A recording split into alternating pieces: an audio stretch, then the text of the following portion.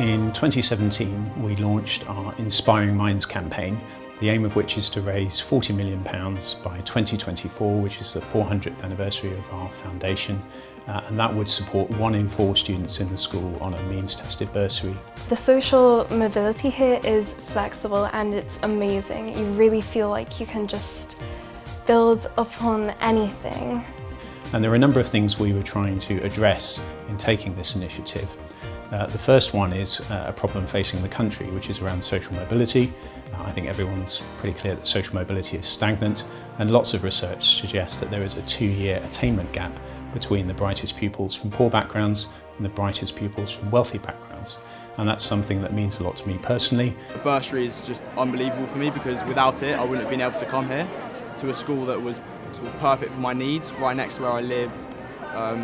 Great academically, which I wanted to push for, and it turned out to be amazing for my football as well. Before we launched the campaign in 2017, we actually spent 3 years of meticulous planning and work, thinking through very carefully our targets, our messaging, making sure we had the right evidence, and making sure we'd secured the cornerstone gifts. And that involved a lot of hard work from the senior team, from governors, and from our campaign board of supportive parents and alumni.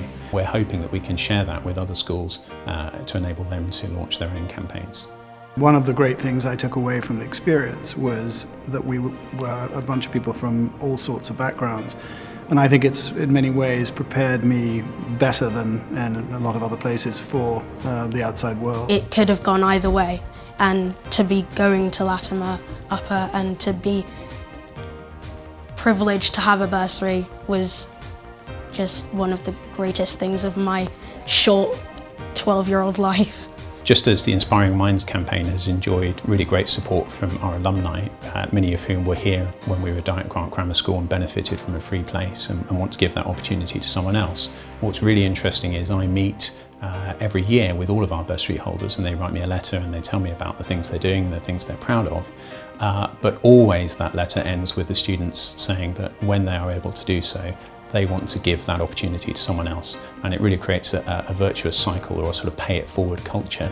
And hopefully that will ensure that what we're doing with bursaries is sustainable well into the future. I was the first person in my family who'd ever been to university.